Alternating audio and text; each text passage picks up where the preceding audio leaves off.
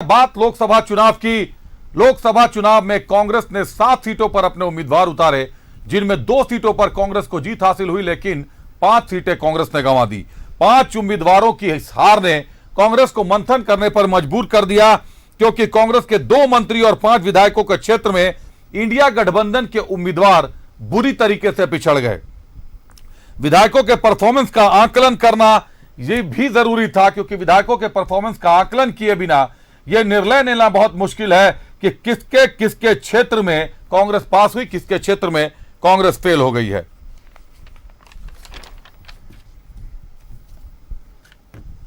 और इस मामले में ज्यादा जानकारी के लिए रुक करते हैं, हमारे सहयोगी विपिन उपाध्याय हमारे साथ जुड़े हुए हैं। विपिन, करीब 1.5 दशक के बाद 2 सीटों पर जीत हासिल हुई है, 5 उम्मीदवार को लेकिन हार का भी सामना करना पड़ा 5 उम्मीदवारों को। विपिन जी बिल्कुल, जिस तरीके से अगर बात करें तो 2004 के बाद ये ऐसा पहला लोकसभा का चुनाव है जब कांग्रेस के 2 उम्मीदवार चुनाव जीतकर संसद तक पहुंचे हैं। गठबंधन के लिहाज से भी अगर बात करें तो ये 2004 के बाद गठबंधन का सर्वोच्च प्रदर्शन है, जब 5 सांसद यहां से निर्वाचित होकर लोकसभा के लिए जा रहे हैं। और इस बीच जब कांग्रेस ने 4 तारीख को परिणाम आने के बाद 2 सीट पर जीत का जश्न मनाया था, तो अब जब कांग्रेस विधानसभावार अपने स्थिति का आकलन कर रही है, गठबंधन की स्थिति का आकलन कर रही है, तो कांग्रेस कोटे के 2 मंत्री और 5 विधायक का क्षेत्र कांग्रेस के लिए परेशानियों का सबब बन पड़ा है। जिस तरीके से स्वास्थ्य मंत्री बन्ना गुप्ता के निर्वाचन क्षेत्र से जो गठबंधन के उम्मीदवार थे समीर मोहंती, उनको 55,000 वोटों से पिछड़ना पड़ा। वहीं कृषि मंत्री बादल पत्रलेख के कॉन्स्टिट्यूएंसी में प्रदीप यादव को लगभग 40,000 वोटों से पिछड़ना पड़ा। बेरमो से कांग्रेस विधायक अनूप सिंह के क्षेत्र में जेएमएम के उम्मीदवार मथुरा महतो पीछे हुए।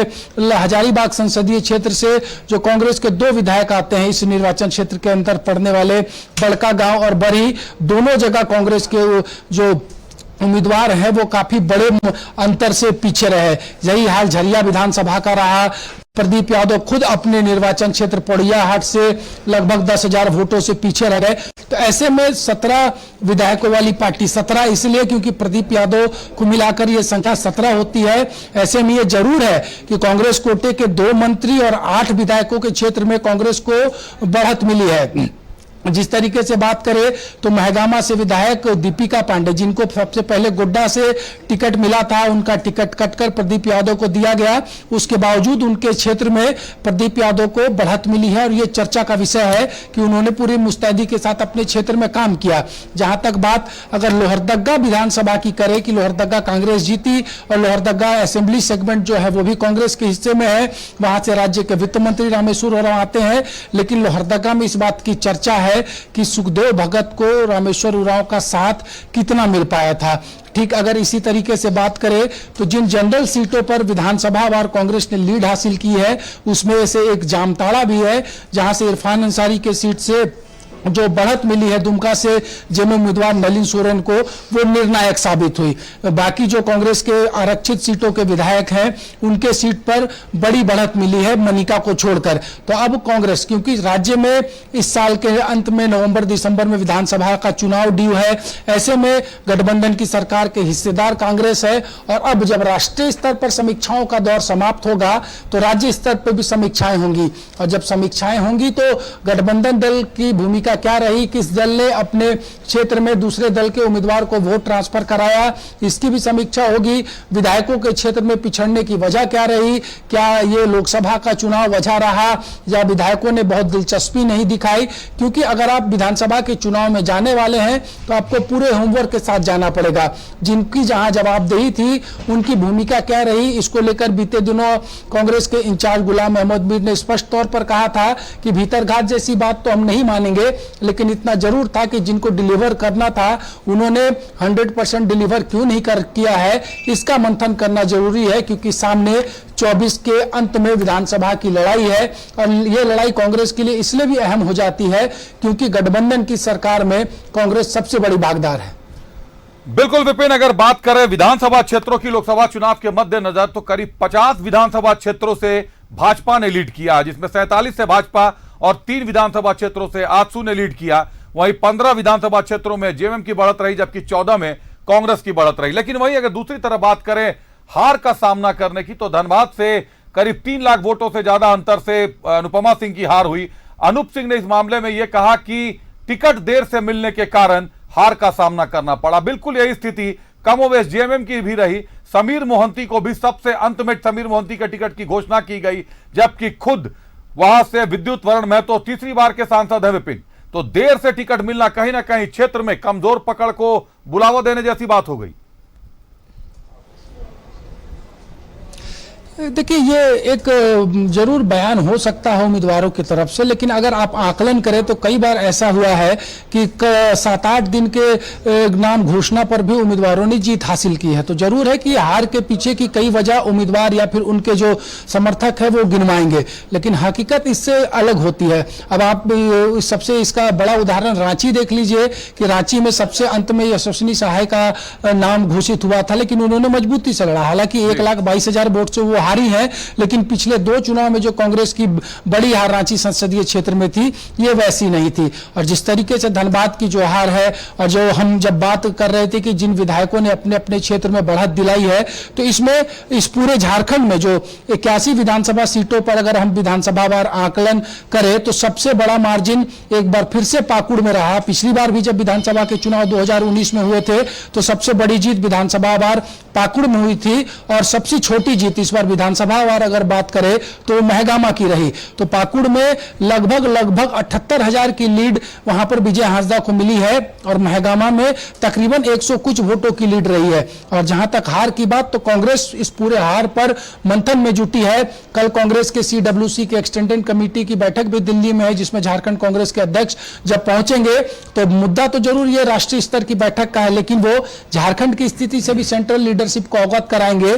तो कल भी बहुत कुछ हमें समझ में आएगा कि झारखंड की जो स्थिति हुई है उसको फौरी तौर पर कांग्रेस ने क्या आंका है, क्यों इस तरह की स्थिति है। और कांग्रेस के अंदर अगर सबसे बड़ी मलाल किसी बात की रही तो किसी एक भी अनरिजर्व सीट को नहीं जीत पाने की है। अभिषेक, बिल्कुल कांग्रेस के अंदर सबसे बड़ी मलाल अनरिजर्व सीट को नहीं जीत पाने की है, क्योंकि अगर जेएमएम की बात करें तो जेएमएम कहीं ना कहीं एक आदिवासी बहुल क्षेत्रों को लीड करता हुआ दिखाई देता है। आदिवासियों की समस्याओं को लेकर आगे चलता है, राजनीति पूरी आदिवासियों पर बेस है जेएमएम की। लेकिन कांग्रेस सामान्य सीटों पर भी उतना ही अग्रणी होता है, उतना ही अग्रेसिव होता है जितना कि रिजर्व सीटों पर होता है।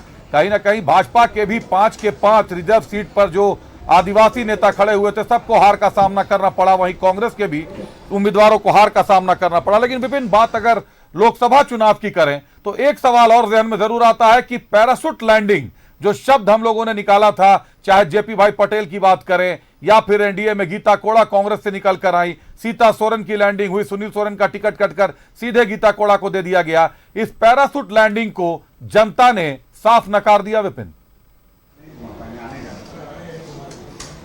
जी, देखिए, ये एक बहुत बड़ा सवाल देश की राजनीति में है, क्योंकि अगर आप किसी दूसरे दल से लाकर उम्मीदवार लड़ाते हैं तो ऐसे में जो पुराने वर्कर्स होते हैं उनको एक्सेप्ट करना एक मुश्किल काम हो जाता है इतने कम समय में। और दूसरी बात कि जो चुनाव में सबसे महत्वपूर्ण चीज होती है समन्वय स्थापित करना, और बिना समन्वय के आप किसी चुनाव को मुकाम तक नहीं ले जा पाएंगे, तो इसकी भी कमी यहाँ पर होती है। लेकिन ऐसे कई अनेक उदाहरण भी रहे हैं देश की राजनीति में कि अचानक से टिकट बदलकर चुनाव लड़ने से उन्हें जीत भी हासिल हुई है। तो इसका अगर एवरेज हम निकाले तो कम से कम 50-50 का ये रेशियो रहा है कि दूसरे दल से लाकर चुनाव लड़ाकर लोगों ने चुनाव जीता भी है और लोग चुनाव भी हारे हैं। लेकिन झारखंड ने एक जो मैसेज दिया है कि अंतिम समय में अगर आप दल बदल करेंगे तो इसका बहुत फायदा आपको नहीं होने वाला है। और इसलिए भी यहाँ पर समीक्षा की बात आ रही है कि क्या दूसरे दल से लाकर उम्मीदवार लड़ाने का खमियाजा कांग्रेस ने हजारीबाग में झेला कि उनके विधायकों की सीट पर ये वोट कम हुए, या फिर ये जो चर्चा इस बार हो रही है कि बीजेपी ने इतने असेंबली सेक्टर में सेगमेंट में लीड हासिल की है। तो अभिषेक, आपने अगर 2019 के चुनाव को भी गौर से देखा होगा तो उस वक्त भी राज्य में रघुवर दास की सरकार थी और लोकसभा चुनाव में 55 सीटों पर उस वक्त एनडीए ने बढ़त बनाई थी, जिसके बाद 19 के विधानसभा चुनाव में 65 पार का नारा झारखंड की राजनीति में आया था। लेकिन ठीक 5 महीने के बाद जब असेंबली के चुनाव हुए तो 47 पर गठबंधन जीता और 25 सीट पर बीजेपी सिमट गई थी। तो ये एक संकेत इस बात का होता है कि लोकसभा चुनाव की परिस्थितियां अलग होती है, राष्ट्रीय मुद्दों पर लड़ी जाती है, इसलिए लोकसभा वार इसके राष्ट्रीय इफेक्ट भी देखने को मिलते हैं। लेकिन इस बार झारखंड में कम से कम हम ये जरूर कहेंगे कि हर सीट पर स्थानीय मुद्दे ने भी खूब धूम मचाई है। बिल्कुल विपिन, बिल्कुल सहमत हूं आपकी इस बात से कि लोकसभा के मुद्दे अलग हो जाते हैं। इसको आप सीधे इस जो उदाहरण सामने आया उससे भी समझ सकते हैं, हमारे दर्शकों को भी समझा सकते हैं कि कल्पना सोरेन ने गांडे से करीब करीब 1,09,000 वोट लिए, वहीं अन्नपूर्णा देवी ने उसी गांडे विधानसभा क्षेत्र से 1,06,000 वोट लिए, महज 3,000 वोटों का अंतर था, जबकि दिलीप वर्मा को 82,000 वोट मिले। तो जनता लोकसभा के चुनाव को अलग नजरिए से देखती है, विधानसभा चुनाव के मुद्दे अलग होते हैं, लेकिन जो स्थानीय मुद्दे हैं उनको गौण करना कभी भी जनता के लिए संभव नहीं, क्योंकि स्थानीयता का मुद्दा स्थानीय होना और स्थानीय जो मुसीबतें हैं जो सामना करना तो जनता को ही है। तो जो अंततः हम कहें तो मुद्दे दोनों तरीके से मिक्स होते हैं। जो बात आपने कही कि स्थानीय मुद्दे भी पूरी तरीके से हावी रहे इस लोकसभा चुनाव में। बहुत धन्यवाद विपिन, हमारे साथ जुड़ने के लिए, तमाम जानकारियों के लिए।